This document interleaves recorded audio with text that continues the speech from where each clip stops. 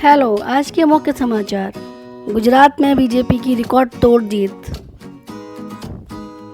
गुजरात में बीजेपी ने 182 में से 156 सीटें जीतकर न सिर्फ प्रचंड बहुमत हासिल किया है, बल्कि राज्य के इतिहास में अब तक की सबसे बड़ी जीत भी दर्ज की है। बीजेपी की ऐतिहासिक जीत के पीछे सिर्फ एक फैक्टर रहा है, मोदी जी।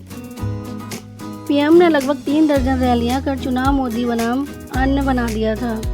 गुजरात में लगातार 7वीं बार सत्ता में पहुंचकर बीजेपी ने कई मामलों में इतिहास रच दिया। पार्टी ने 2002 में 127 सीट जीतने के अपने सर्वश्रेष्ठ प्रदर्शन को पीछे छोड़ दिया। इससे पहले 1985 में कांग्रेस ने राज्य में 149 सीटें जीतकर रिकॉर्ड बनाया था। चुनाव प्रचार के दौरान प्रधानमंत्री जी ने कहा था कि नरेंद्र का रिकॉर्ड भूपेंद्र तोड़ेंगे। उनका इशारा 2002 में बीजेपी को मिली 127 सीटों का आंकड़ा पार करने को लेकर था।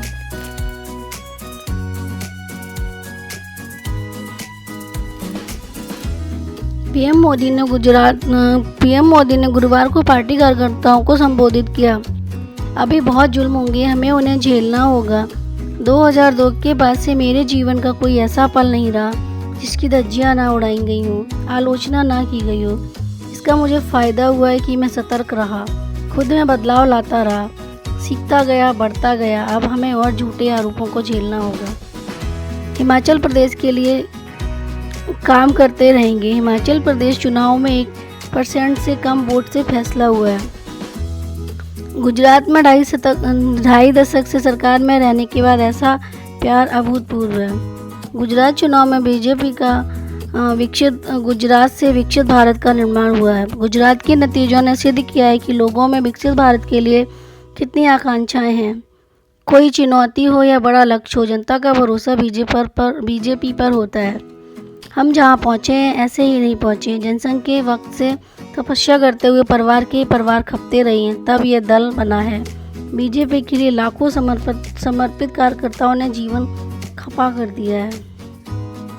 उतार चढ़ाव आए हैं, हम आदेशों पर डटे रहे हैं। राहुल गांधी की पदयात्रा को मिले रिस्पांस के बाद कांग्रेस ने तैयार किया भारत जोड़ो पदयात्रा से प्रेरित होकर कांग्रेस यूपी में भारत जोड़ो यात्रा जोर शोर से शुरू कर रही है। कांग्रेस यात्रा से वेस्ट यूपी में सियासी जमीन तैयार करेगी। यात्रा शुक्रवार 9 दिसंबर को वेस्ट यूपी के प्रभारी नसीमुद्दीन सिद्दीकी की अगुवाई में गौतम बुद्ध नगर से शुरू होगी। कांग्रेस का मानना है कि भारत जोड़ो यात्रा पार्टी को मजबूती देगी। कांग्रेस चाहती है कि निकाय चुनाव से कांग्रेस की मजबूती का संदेश हर जगह पहुंचे। आज से भारत और ऑस्ट्रेलिया के बीच भिड़ंत। भारतीय महिला क्रिकेट टीम आज से ऑस्ट्रेलिया के खिलाफ शुरू होने वाले 5 मैचों की T20 सीरीज में मजबूत इरादे से मैदान पर उतरेगी।